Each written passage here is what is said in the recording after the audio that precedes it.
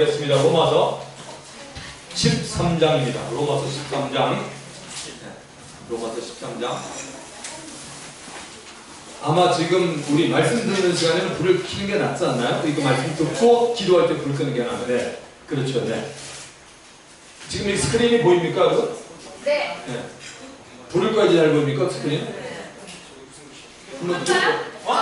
예, 그래요. 내가 그렇게 얘기하죠. 가만히 있어봐. 제가. 아니, 그게 아니라 저는 보이는데, 여러분 보일 때서? 네, 괜찮아요. 난 보여. 오케이. 자, 그러면은, 로마서 13장 11절부터 14절. 어두워? 괜찮아. 그러면 앤디가 책임지는 거야. 잘못 나면 안 가는 모양이니, 오케이? 자, 로마서 13장 11절부터 14절 스크린에 나옵니다. 자, 우리 한번 다 같이 합독하도록 하겠습니다. 시작. 또한 너희가 이 시기를 알거니와 자다가 깰 때가 벌써 되었으니 이는 이제 우리의 구원이 처음 믿을 때보다 가까웠습니다. 밤이 깊고 낮이 가까웠으니 그러므로 우리가 어둠의 일을 벗고 빛의 갑옷을 입자. 낮에와 같이 단정히 행하고 방탕하거나 술 취하지 말며 음란하거나 호색하지 말며 다투거나 시기하지 말고 오직 주 예수 그리스도로 옷 입고 정력을 위하여 육신의 일을 도모하지 말라. 아멘. 아멘. 기도하겠습니다. 하나님 감사드립니다. 은혜 가운데 저희들을 불러주시고 이제 하나님 저희들이 바울을 통하여 주신 로마서의 말씀을 통하 이 밤에 은혜 받기를 원합니다. 말씀을 전하는 자, 듣는 우리 모두에게 성령께서 함께 하시고 예수 그리스도의 영광이 있기를 원합니다. 주님 영광 받아 주시옵소서. 예수님의 이름으로 감사하며 기도드립니다. 아멘. 자, 말씀의 제목, 오늘 부흥의 제목은 자다가 깰 때입니다. 자다가 깰 때. 자, 우리 이번 수련의 주제가 뭔지 아시죠? 모르면 얼른 여기 보세요. 평안하여 든든히 서가는 교회. 제목만 들어도 참 좋잖아요. 든든히 서가는데 그냥 쓰는 게 아니라 싸움하면서 서가는 교회가 아니라 평안하여 든든히 서가는 교회. 이번 수련의 주제입니다. 다른 말로 바꿔보면 평안하여 든든히 서가는 성도들 이런 뜻입니다. 평안하여 든든히 서가는 반석교회가 되는 것입니다. 평안하여 든든히 서간다는 말은 흔들리지 않는다는 것입니다. 여러분, 누가 교회를 흔듭니까? 누가 교회 공동체를 흔듭니까? 누가 교회를 든든히 서가지 못하게 합니까? 마귀입니다. 마귀는 우리의 눈에 보이지 않습니다. 그러나 엄연히 존재하고 있고 그를 따르는 많은 부하들, 즉 타락한 영들이 있습니다. 마귀는 사람을 이용해서 교회를 흔들고 있습니다. 마귀는 참소자, 이간질을 하는 자며 거짓말의 최고의 대가입니다. 오죽하면 예수님도 마귀에 대해서 저는 처음부터 살인한 자요, 거짓말장이요, 진리가 그 속에 없고 거짓을 말하며 거짓의 아비라고 요한복음 8장 44절에서 말씀해 주셨습니다. 우리들이 마귀의 전력을 우습게 보면 안 됩니다. 뻔한 일을 꾸미지만 여전히 사람들을 속여서 마귀가 원하는 일을 성도들로 하게 한다는 말입니다. 그런데 안타깝게도 우리 예수 믿는 성도들 가운데는 마귀의 일에 넘어가서 마귀가 원하는 일을 하고 있는 성도들도 엄연히 있습니다. 베드로전서 5장 8절 9절은 분명히 말합니다. 근신하라 깨어라. 너희 대형 마귀가 우는 사자같이 두루다니며 산길자를 찾나니 너희는 믿음을 굳게 하여 그를 대적하라. 이는 세상에 있는 너희 형제들도 동일한 고난을 당하는 줄 압니다. 예수님의 12제자 가운데 막 형벌했던 베드로도 이 악한 영, 마귀를 함부로 보지 않았습니다. 그래서 그가 우리들에게 이렇게 교훈을 주고 있습니다. 여러분, 교회의 머리는 누구시죠? 예수님이고 교회는 예수님의 몸입니다. 에베소서 1장 22, 23절에 말씀하지요. 교회는 헬라어로 에클레시아라고 말합니다. 이 말은 예수 안으로 들어온 자를 말하고 있습니다. 예수 안으로 들어온 자들이 모이는 공동체를 우리가 교회라고 부릅니다. 그래서 우리들이 모이는 공동체를 반석교회라고 합니다. 적어도 하나님의 은혜로 예수 믿고 교회가 된 사람은 예수님에 대해서 올바른 고백을 해야 합니다. 우리는 이 고백을 신앙 고백이라고 말하죠. 주는 그리스도시요 살아계신 하나님의 아들입니다. 마태복음 16장 16절. You are the Christ, you are the Son of the living God. 이렇게 말합니다. 예배 시간에 늘 사도신경으로 신앙 고백합니다라고 말할 때 예수님의 사도들이 예수님이 어떤 분인가를 늘 고백한 내용입니다. 사도신경 안에는 예수님의 탄생, 십자가에서 죽음, 장사되신 부활, 승천, 승기, 재림의 기록이 다 되어 있습니다. 우리 한번 다 같이 천천히 사도신경을 한번 뜻을 생각하면서 한번 고백을 해보았으면 좋겠습니다. 여기 스크린에 지금 없는데 잘 안 되시는 분은 성경을 보더라도 사도신경으로 한번 천천히 한번 고백해 보기를. 전능하사 천지를 만드신 하나님 아버지를 내가 믿사오며 그 외아들 우리 주 예수 그리스도를 믿사오니 이는 성령으로 잉태하사 동정녀 마리아에게 나시고 본디오 빌라도에게 고난을 받으사 십자가에 못 박혀 죽으시고 장사한 지 사흘 만에 죽은 자 가운데서 다시 살아났으며 하늘에 오르사 전능하신 하나님 우편에 앉아 계시다가 저리로서 산 자와 죽은 자를 심판하러 오시리라. 성령을 믿사오며 거룩한 공회와 성도가 서로 교통하는 것과 죄를 사하여 주시는 것과 몸이 다시 사는 것과 영원히 사는 것을 믿사옵나이다. 아멘. 여러분 그대로 믿으시죠? 네. 예수님의 제자들이 늘 이 고백을 하고 항상 전도하고 초대교회는 이것으로 모이는 그런 귀한 공동체가 됐던 것입니다. 오늘 이 밤의 제목은 자다가 깰 때입니다. 이 제목만 보더라도 예수님이 나보고 깨어 있으라고 말씀하시구나 걸 알 수 있지 않습니까? 영적으로 잠을 자지 말라는 것입니다.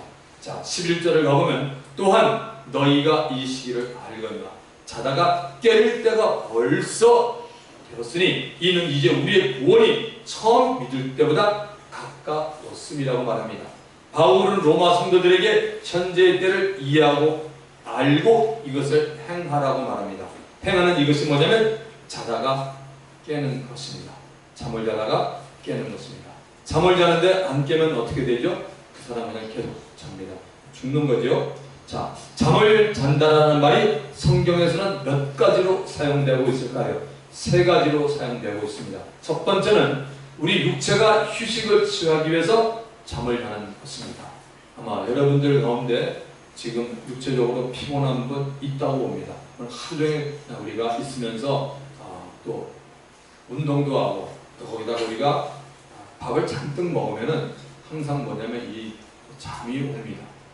그래서 하루 일과를 마친 후에 우리가 밤에 잠을 잡니다. 어떤 때는 낮에 잠시 눈을 붙여 육체의 피로를 푸는 경우도 있습니다. 자, 두 번째는 예수 믿는 자들이 삶을 마치고 죽었을 때를 성경은 아무개가 자고 있다라고 말합니다.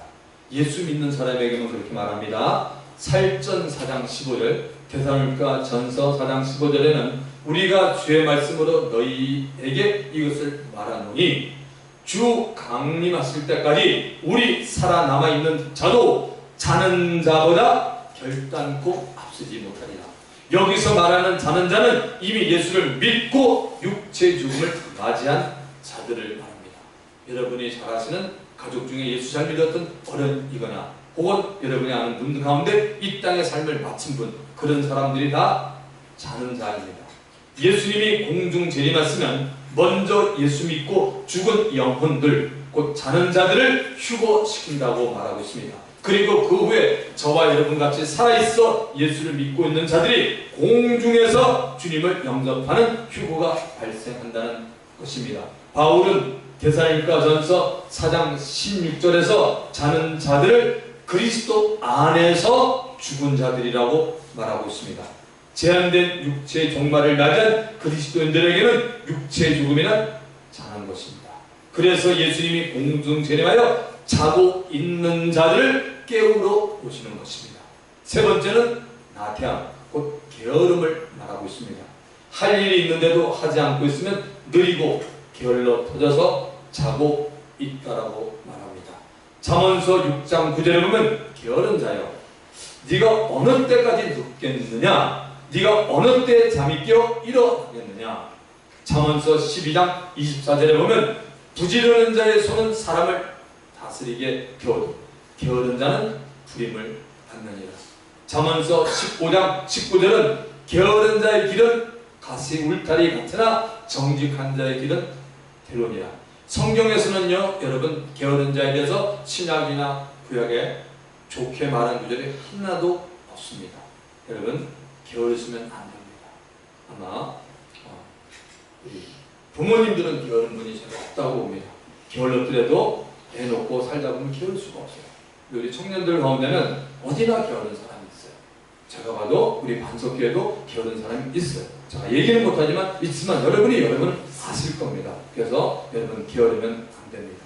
자, 게으름 가운데 영적인 게으름이 있습니다. 영적으로 자는 경우입니다. 본문이 말하고 있는 것이 바로 영적인 게으름, 곧 잠을 자는 것입니다. 영적으로 잘 때 크게 두 가지의 경우가 나타납니다. 기억하셔야 됩니다. 하나는 영적으로 자는 사람은 영적인 분별력이 둔화되어 마귀가 언제 왔다 갔는지를 모릅니다. 영적으로 분별력이 없어지면 마귀가 언제 왔다 갔는지를 모릅니다. 베드로전서 5장 8절 한 번 더 봅니다. 근신하라 깨어라 너희 대적마귀가 오는 사자같이 두루다니며 삼킬 자를 찾나니. 영적으로 잠을 자고 있으면 마귀에게 삼킴을 당할 수 있는 목표 대상이 됩니다. 마귀는 이 땅에 사는 모든 크리스천들에게 공통적으로 하는 일이 하나입니다. 삼키려고 합니다. 목회자도 마찬가지입니다. 몽땅 다 마귀는 삼키려고 합니다. 삼키기 위해서 죄의 유혹을 가져다 주고 시험에 들게도 하고 교만하게도 만듭니다. 우리 모두 다 영적으로 깨어있는 지혜로운 자들이 다 되기를 예수님의 이름으로 축원드립니다. 자, 참으로 이해가 안 되는 또는 될 수도 있는 한 가지를 보면은 예수를 믿고 있는 우리들의 구원이 처음 예수를 믿을 때보다 가까워졌다는 사실입니다. 예를 들어 봅니다. 어떤 사람이 70생애를 살았다고 가정을 해봅니다. 이 사람이 15세에 예수를 믿었습니다. 그러면 이 사람은 55년 동안 예수를 믿은 것입니다. 이 사람이 35세가 되었을 때는 15세였을 때보다는 주님 앞에 갈 날이 가까웠던 겁니다. 믿는 자가 주님 앞에 섰을 때 완전한 구원이 이루어집니다. 그래서 바울은 이러한 논리로 우리 모두에게도 예수를 처음 믿었을 때보다는 우리들이 주님 앞에 설 날이 가까워 왔다라고 말하고 있습니다.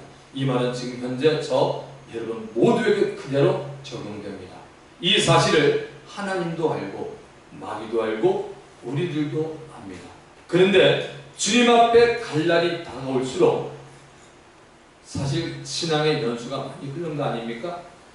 더 영적으로 살아가야 하는데 세상 속에 더 지어가는 로마의 성도들이 있었다는 사실입니다. 그렇다면 저는 저와 여러분에게 한번 물어보겠습니다. 우리들은 점점 더 영적인 사람이 되어가고 있습니까? 아니면 육신의 사람이 되어가고 있습니까? 예수님이 여러분에게 한번 물었다고 가정해 봅시다. 여러분이 교회를 나온 지 얼마나 됐냐고 중요한 것은 아니라 거듭난 지 10년, 20년이 중요한 것이 아니라 주님이 지금 바울이 말했던 똑같이 사랑하는 관계야. 너 예수 믿은 지 오래됐구나. 그런데 넌 지금 너 더 영적으로 되어가고 있니? 너 아니면 육신의 사람이 되어가고 있니? 물어봅니다. 예수도 믿으면서 세상과 타협하고 세상의 것들을 즐기면서 살아가고 있지는 않습니까, 여러분들? 이런 사람은 전부 뭡니까? 육신의 사람입니다. 간단합니다, 여러분. 예수도 믿어요. 그리고 세상에 있는 모든 것들을 함께 공유하는 사람들, 전부 다 육신의 사람입니다. 그런 사람을 성경은 영적인 사람이라고 부른 적이 없습니다.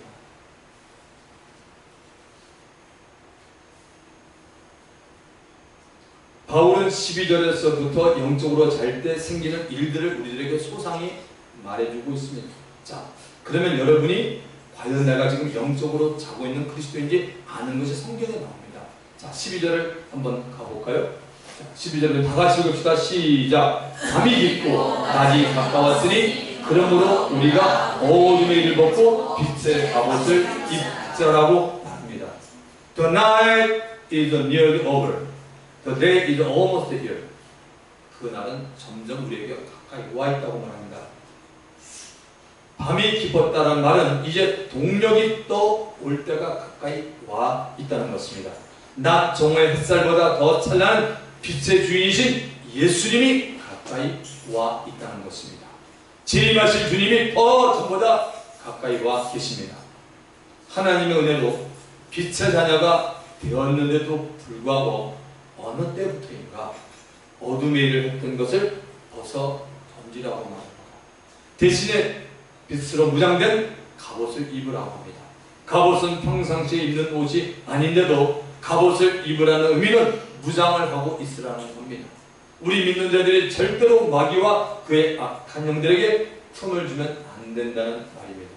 어둠의 일이 무엇인지 13절에 자세히 나와 있습니다. 알아보십시다. 이 말씀을 통해서 이 자리에 참석하신 우리 모두, 우리 각 사람들이 어둠의 일을 하고 있는지 그 본인은 알 겁니다. 13절에 보면 낮에와 같이 단정히 행하고 방탕과 술 취하지 말며 음란과 호색하지 말며 쟁투와 시기하지 말고. 바울은 6가지의 일이 어둠의 일이라고 말합니다. 2개씩 묶을 수가 있습니다. 자, 첫 번째는 뭐냐면 방탕과 술 취함입니다. 방탕은 영어로는 orgy라고 씁니다. O-R-G-Y인데 복수는 orgies. 이 뜻은 진탕 마시고 떠들기입니다. 진탕 한번 마시고 떠드는 것을 이 방탕 orgy라고 말합니다. 방탕에는 술이 따르는 것을 볼 수 있습니다. 제가 목회하면서 사람들이 가끔 성도분들이나 이 불신자들이 가끔 제게 묻는 질문 가운데는 제가 미국에서 목회할 때도 마찬가지고 서울에서도 마찬가지고 예수 믿는 자들이 술을 좀 마셔도 되는 것 아니라는 질문입니다. 그럼 저는 똑같습니다. 노입니다. 마시면 안 됩니다. 모든 술은 다 알코올 농도가 있습니다. 저희 교회에서 우리 성찬을 우리 교회 하잖아요. 여러분이 참고로 아셔야 될 것은 저희 교회는 성찬을 할 때 절대 알코올을 안 넣습니다. 포도 주스를 그냥 마시더라도 이렇게 해가지고 술을 가지고 포도주를 절대 먹지 않습니다. 여러분 사도 바울은 이런 고백한 거 여러분 바울이 아세요?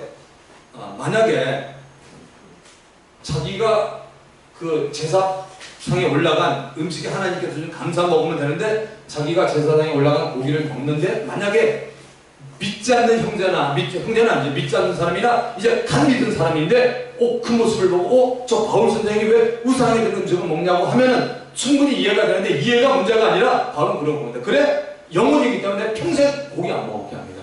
여러분 아셨습니까? 영혼이 이만큼 중요합니다. 제가 미국에서 목양할 때인데요. 제가 이름은 안 밝힙니다. 과거에 술을 좀 마신 분이 있잖아요. 마실 수 있어요. 근데 워낙 그분이 술을 좋아했던 것 같아요. 근데 성찬을 딱 하는데 그분은 딱 마시니까 이 냄새가 알코올 냄새가 나니까 그냥 옛날 생각이 나게 됩니다.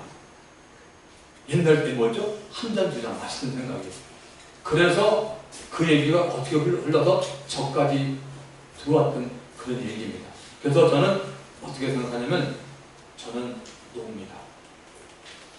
그러니까 여러분이 저랑 같이 신앙생활 하면서 목사님 해도 너무하다.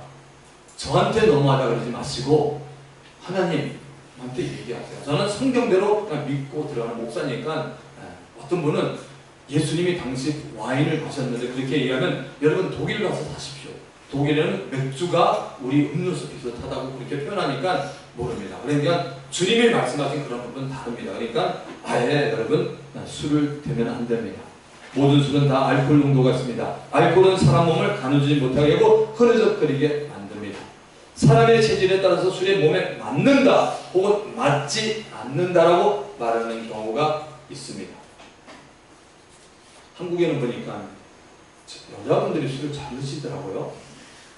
그러나 우리 믿는 자들은 아예 처음부터 술 한 잔은 괜찮지 않을까라는 생각부터 없어야 됩니다.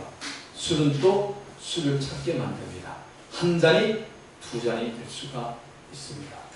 술에 관한 격언이 있습니다. 여러분 아시죠? 처음에는 사람이 술을 마십니다. 그 다음 단계는 술이 술을 마십니다. 그 다음 단계는 술이 사람을 마시고 먹습니다. 그러니까 행동이 아주 안 좋은 행동을 하죠. 술 마신 뒤 운전을 하면 어떻게 되는지 아시죠? 취중 운전입니다.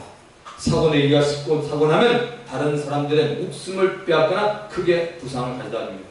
그래서 한국에는 대리운전이라고 있지만 어쨌든 그리스도인들은 그 부분하고는 아예 생각을 하지 마시기 바랍니다.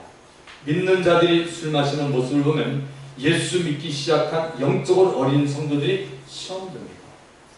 그래서 여러분의 신앙, 내 신앙이 내가 어때? 그거 생각하면 안 됩니다. 여러분 주위를 돌아볼 줄 알아야 됩니다. 자, 두 번째는 뭐냐면 음란과 고생. 이 얘기는 여러분 제가 설명 안 해도 여러분이 알 겁니다. 7계명이 혹시 여러분 무엇인지 압니까? 10계명 가운데 간음하지 말라가 7계명입니다. Sexual immorality, 어덜주의 말합니다. 하나님은 모든 동물들에게 수컷과 암컷을 주었습니다. 번식하기 위해서입니다. 그런데 유독 사람에게는 자손의 번식뿐만 아니라 성에 대한 희락도 주었습니다. 성에 대한 희락을 주신 하나님이 왜 간음과 음란과 호색을 금하고 있을까요? 하나님은 가정을 귀하게 됩니다. 믿으시면 아멘 하십시다. 가정을 이루는 요소는 부부와 자녀들이 됩니다. 창세기 2장 24절에 보면 남자가 부모를 떠나 그 아내와 연합하여 둘이 한 몸을 이룰지라. 누구나 다 마음속에는 음란한 마음, 호색적인 마음이 있습니다. 저에게도 있습니다. 마태복음 15장 19절에 보면 마음에서 나오는 것은 악한 생각과 살인과 간음과 음란과 도둑질과 거짓 증거와 비방이니 이런 것들이 뭐예요? 사람을 어떻게 한다죠? 더럽게 한다. 우리가 입으로 드는 음식이 더럽지가 않아요. 그거는 의학적으로 볼 때 음식이 상했다 하지만 그런 문제가 아닙니다. 주님은 우리 입 안에 들어오는 게 아니라 우리에서 나오는 것이 다 더럽다고 말합니다. 우리 모두가 다 죄인이기 때문에 우리의 마음 안에는 이런 것들이 다 있습니다. 그래서 우리의 마음을 다스릴 줄 알아야 합니다. 거기다가 예수 믿는 자의 몸은 어떤 분이 거하는 성전입니까? 성령이 거하는 성전입니다. 사단은 자꾸만 사람들을 유혹해서 하나님이 허락한 성에 대한 경계선을 넘게 만듭니다.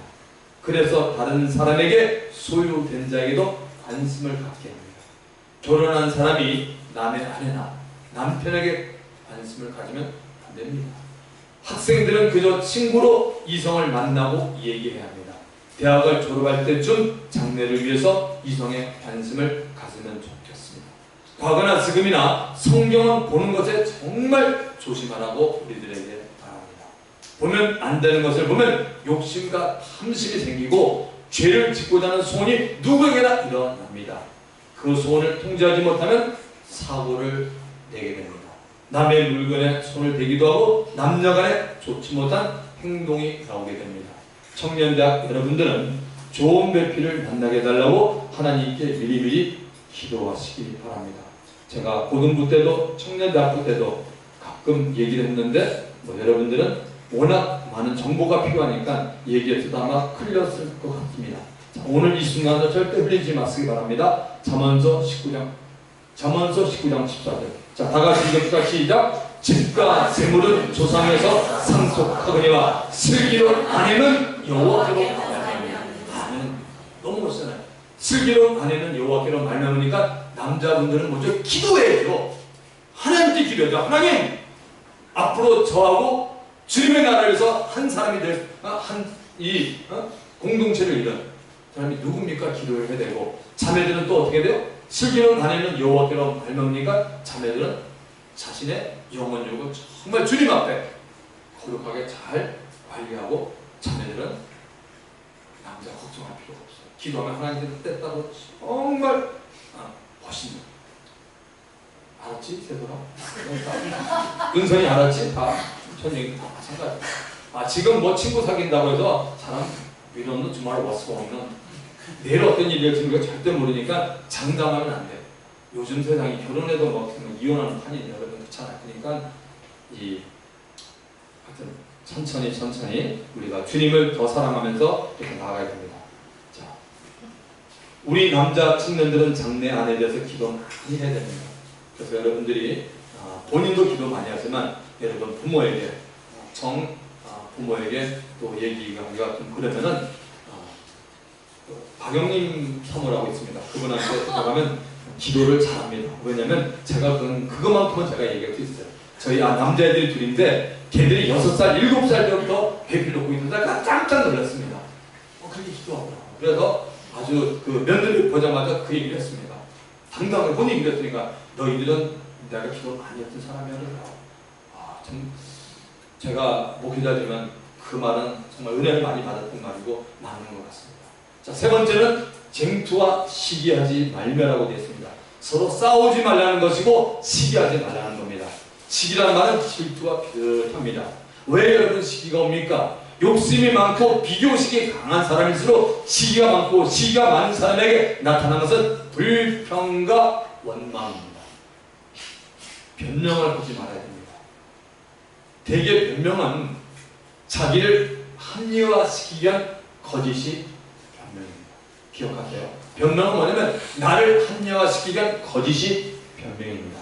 갈라디아서 5장 15절에 보면 만일 서로 물고 먹으면 피차 멸망할까 조심하라고 말합니다. 사단은 우리 믿는 자들이 서로 싸우고 흩어지고 서로 험담하는 것을 좋아합니다. 열등의식이 강한 사람이 시기가 많습니다. 친구가 잘 되는 것을 보지 못하는 사람도 있습니다. 하여튼 사람은 별 사람이 다 있습니다. 아시죠? 별 사람이 다 있습니다. 사람마다 열등의식을 조금씩은 가지고 있습니다. 공부에 가진 열등의식, 생긴 용모 때문에 가진 열등의식이 있잖아요. 그런 분들은 보면은 대한민국이 잘 된 게 있죠? 성령. 그걸 해요. 뭐 그렇게 해서라도 하면 뭐 하십시오. 우유부단한 성격 때문에 열등의식을 가지는 분이 있어요. 그 다음에 돈 때문에, 건강 때문에, 집안 때문에, 능력에 대한 것 때문에, 그리고 말에 대한 열등감을 가지고 있기도 합니다. 열등의식을 예수 그리스도의 세계는 우리 모두가 다 되기를 바랍니다. 자, 여러분 기독교 역사 속에 어거스틴이라는 사람 아십니까? 얼마나 그가 예수님을 만난 다음에 올바로 샀으면 그 이름을 뭐죠? 세인트, 성 어거스틴이라고 말합니다.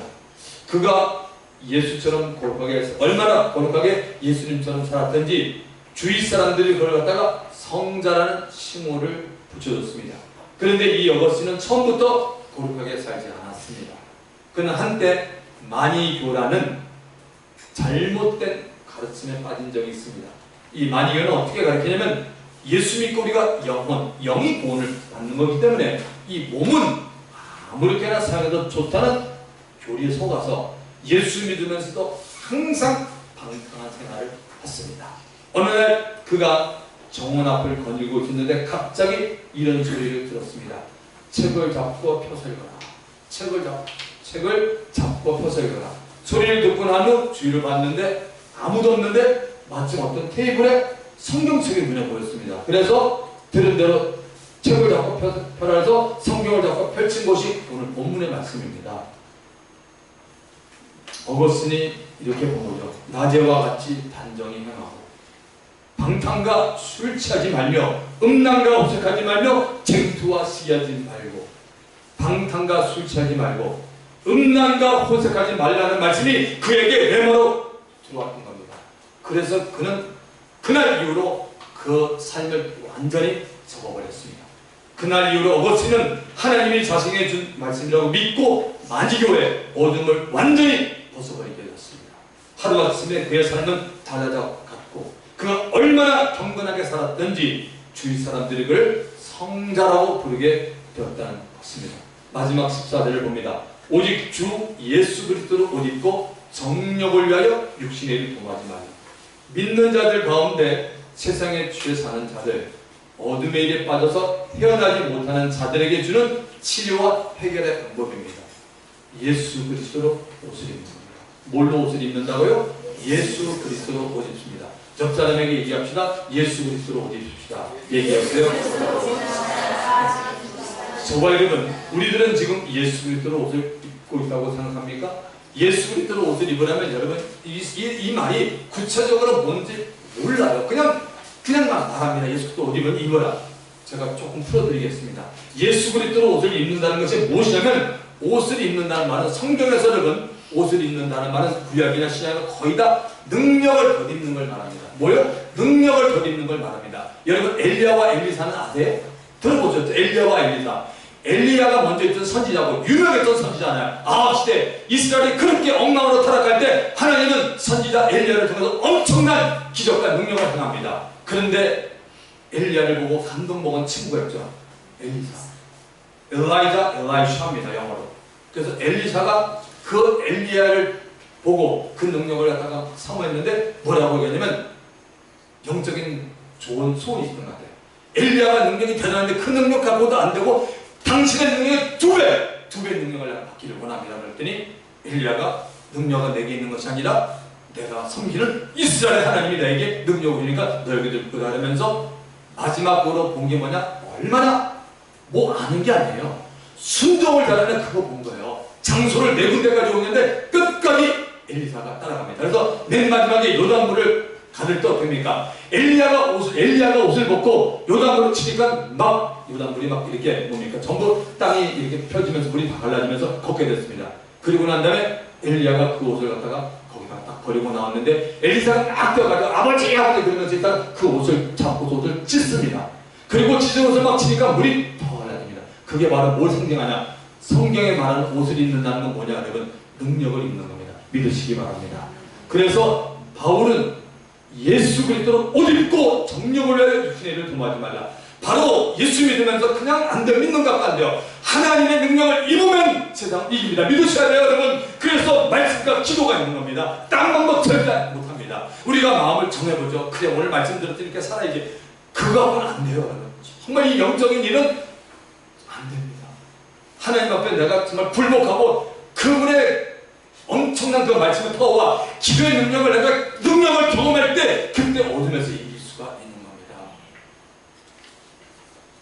예수 그리스도의 능력은 하늘과 땅의 모든 권세를 가진 능력입니다. 믿으시면 아멘. 성령의 또 엄청난 능력 아닙니까? 성령의 능력을 소유하라고 말합니다. 소유하지 못하면 우리는 마귀의 유혹에 죄의 근세 언제든지 무너집니다. 예수는 믿어요. 근데 우리 무너집니다. 거기다가 한 가지 더, 아무리 성령의 능력을 소유했더라도 정욕을 위해서 육신의 일을 동하면 어둠의 일을 하게 됩니다. 성령 충만한데 돌아서서는 육신의 일을 동하여보세요. 또 마귀랑 모릅니다. 점점 더 잠겨버리게 어둠에 한 발 한 발 깊이 빠지게 됩니다. 우리 모두 다 예수 그리스도를 옷 입고 정과 욕심을 위한 육신의 관심조차 갖지 않는 깨어있는 지혜롭고 성령 충만한 자들이 되기를 부탁드립니다. 오늘 이 밤에 성령 충만 받기 위해 기도합니다. 이미 성령 충만을 받은 경험이 있는 자는 다시 새롭게 성령 충만을 위해서 기도하기 바랍니다. 아직까지 한 번도 성령 충만의 경험을 해보지 않았다면 미루지 마십시오. Right now, 이 밤에 성령 세례를 받아야 합니다. 성령 세례는 예수님이 주는 겁니다. 회개하는 자에게 성령이 임하고 성령의 능력이 나타납니다. 들은 말씀을 생각하면서 나는 어떤 부분을 회개할지 알게 됩니다. 여러분이 오늘 말씀을 듣고 회개될 부분, 그 부분만 집중적으로 하나님 앞에 여러분 기도하세요. 옆 사람이 들으면 내가 창피해도 어떠냐? 벌써 그렇게 생각하는 사람은 성령이 없어요. 주님 앞에 맡기고 방언들이든 하여튼 우리 모든 다 마찬가지예요. 회개만 하면 하나님 그렇게 기뻐하세요. 회개만 하면 예수의 피가 막 역사가 넘칩니다. 성령의 역사가 넘칩니다. 우리 하나님 앞에 진실되게 이 밤에 회개하고 하나님께 나갑시다. 방탕과 술취함, 음란과 오색, 쟁투와 시기, 영적 나태함으로 차고 있는 게 뭡니까? 기도 생활하지 않는 거 여러분, 영적 나태함입니다. 말씀의 삶에 실천하지 않고 있습니까? 말씀 들을 줄 아는데 근데 전혀 삶에 실천하지 않는 사람도 영적 나타납니다. 오늘 이런 부분 여기 있는 사람 저를 보면서 하나님 앞에 다 완벽한 사람 한 명도 없어요. 오늘 이 시간 정말 주님 앞에 무릎 꿇으세요. 무릎을 꿇기 힘든 무릎 꿇지 말고 정말 여기서 무릎 꿇는 건 뭐냐? 내가 무릎 꿇고서 끝나는 게 아니라 베드로가 어땠어요? 내가 주의 말씀을 의지해서 그물을 내렸더니 엄청난 고기가 잡힐 때 베드로가 어떻게 됩니까? 예수님은 갈릴리 바다의 깊은 곳을 볼 뿐만 아니라 저분이 내 마음속을 깊은 곳을 뚫어보는데, 여러분 하나님이 저와 마음속을 뚫다 보면 지난달 우리가 어떤 것 주님은 모를 것 같아요. 여러분 무릎을 꿇읍시다. 이게 뭐냐? 내가 주님 앞에 꺾어진다는 얘기입니다. 내가 주님 앞에 항복한다는 뜻입니다. 우리 시간 주님 한번 부르고 홍수하기도 할 때 하나님의 은혜를 사모해요. 지금 제가 지금 한 30명 정도가 계신데요. 보니까 이미 성령